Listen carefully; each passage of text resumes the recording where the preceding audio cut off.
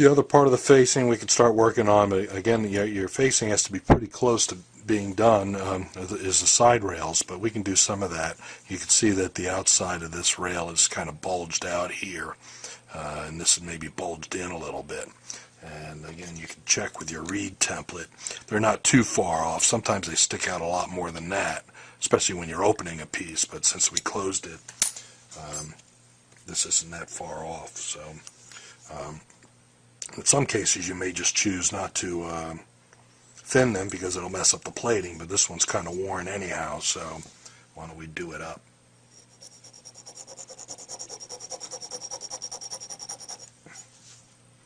I just kind of get eyeball the area that needs to be worked on.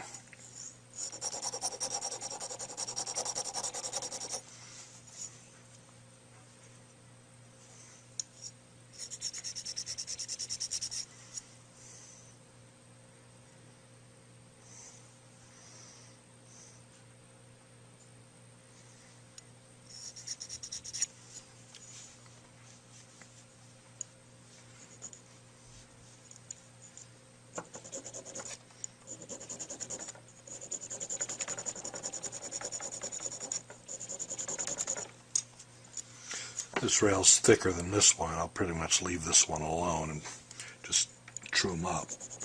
Now, if I was thinning the rails for a change, I'd thin them both, but I don't do that automatically on all mouthpieces. Some refacers do. They like thin rails on everything. I kind of treat each piece differently, and sometimes depends on what the client wants.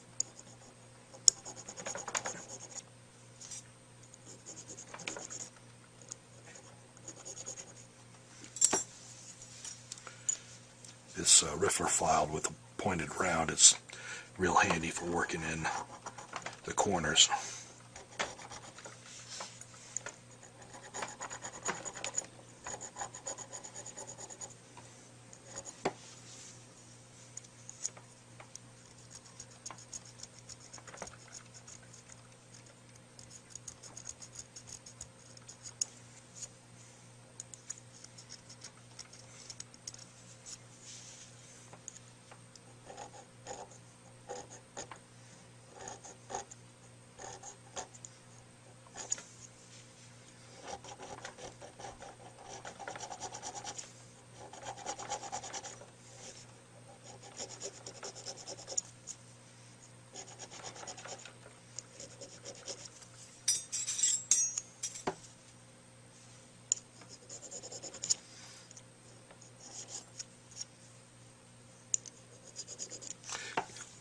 Got to be careful how you detail the corners. It's very easy to cut too much out of there, and then you have no tip rail thickness, and to try to get that back is really difficult. You end up having to recut the entire mouthpiece.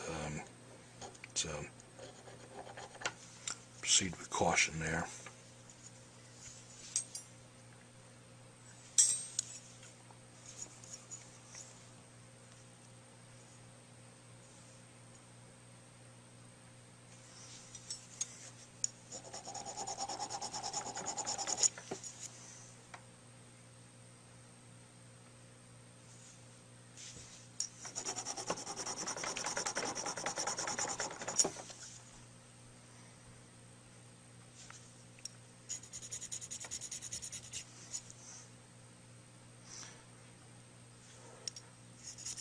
So I'm mostly doing cosmetic work now on it. It's not going to make it play a whole lot better, but it'll look nicer. And I guess I'll leave them rough for now and go revisit that after we get the facing in. We'll use some sandpaper to, true that up.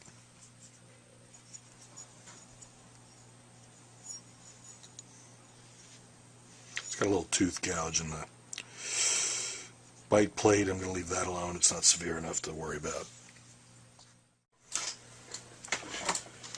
Okay, now I'm going to move the camera a little further away because I want to repeat my last set of readings that I took, because I'm worried that working around the camera and holding everything up like this to show you what I'm doing might have not given me the best readings, so bear with me while I go through these again.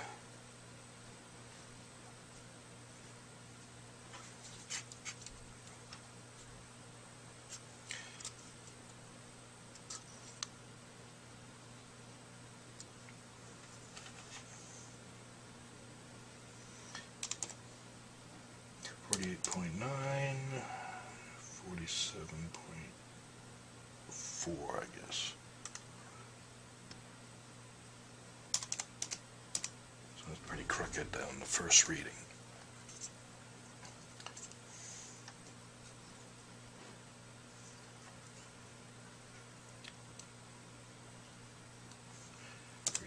.7,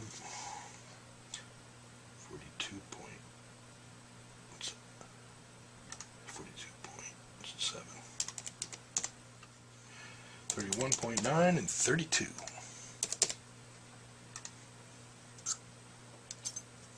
case you're wondering how thick a 0.1 difference is, it's about the thickness of the white lines on this gauge. So really splitting hairs here.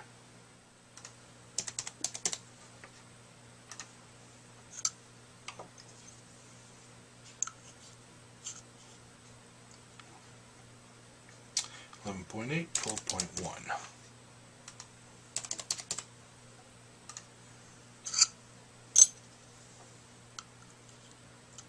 3.94.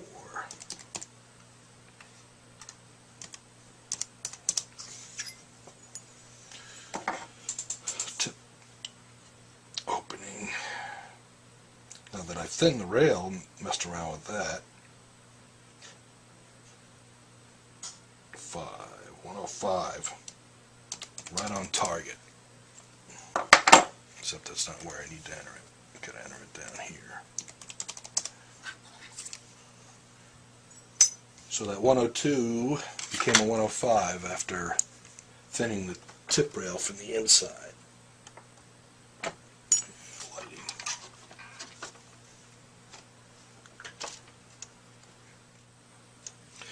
About 21 thousandths. I don't go for any particular tip rail unless somebody asks for something thin, you know. I don't go below 20 thousandths very much. The ultra thin rails are down to 10 and 15 thousandths, and you know, I go all the way up to about 32 thousandths, which is a 1/16 of an inch, I believe. Okay, so let's see. I'll reposition the camera. What we have going on here,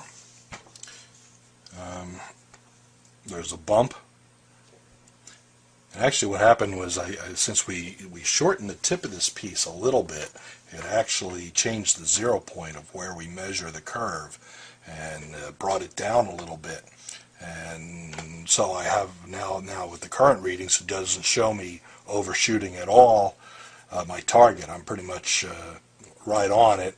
Then there's a bump, and then a large area, and that area that's on it, and then it even kind of implies that maybe we have to open that tip a little bit, because when I calculated my target curve, I probably had a thinner tip rail in there. I can recalculate the target curve after it gets a little closer, because this would kind of indicate that I have to open the tip even more, but it's on size at 105 with this tip rail, so I just need to bring the target curve down to the new point there. I'll do that in a little bit. A little crooked in the beginning, some crookedness here, so I'll mark it and do some more facing work. Okay, I gotta try to take another set of readings with my arm extended out here.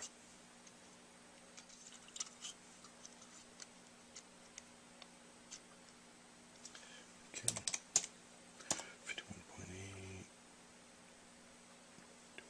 51.2. This should be really close to a nice curve with just some minor finishing touches. 44.6.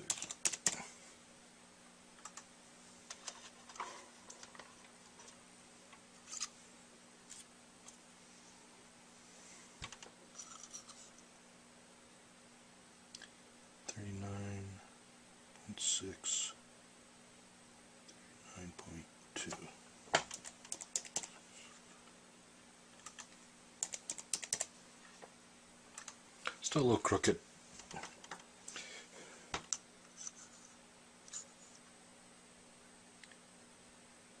.8, 3.5.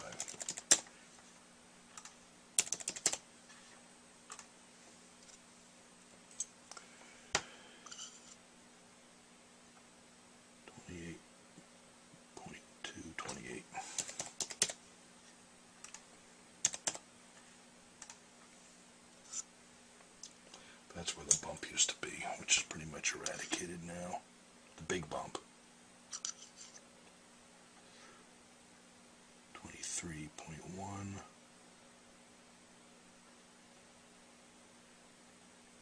22.9.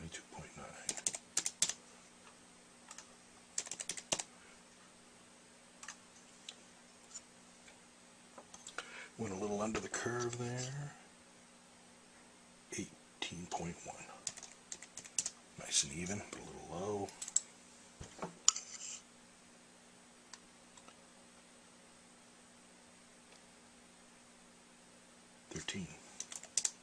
Ah, brought that up. Good.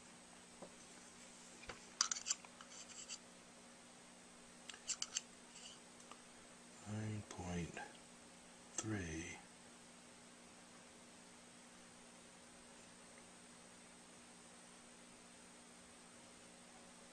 9.2.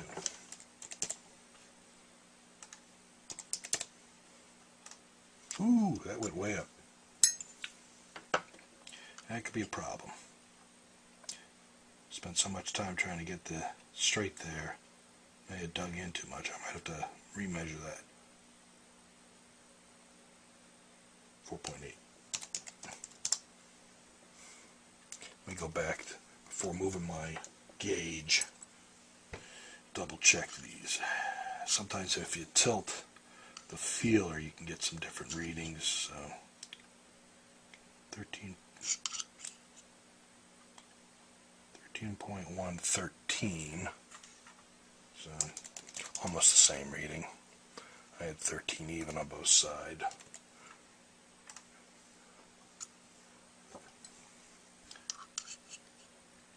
Yeah, it's still reading high. Still 9.3, maybe 9.1 on the other side.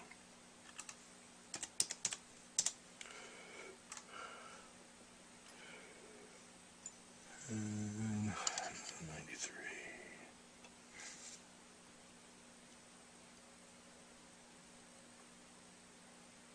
4.7.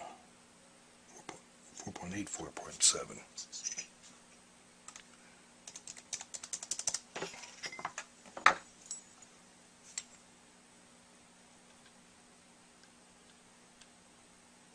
Still 105. 29. Okay, now what do we do? So, got a situation here where this is quite a bit under.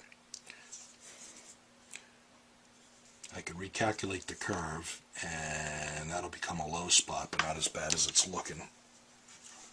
Still be a good curve. So, well, let me save the data just in case I don't like it. And try to solve a new curve. So, solving the new curve, it just became slightly longer facing. If I don't want to make it longer, I have to cut the table some more. But it's a lot less work to try to get this to the new calculation. I'm concerned about that low spot there, but maybe if I re-zero the gauge, if I cut a little material here, maybe a little bit there, it'll blend that in. And then the unevenness is much less than it had been. I should be able to, get the rest of that out. So I'm going to fuss with it a little bit off camera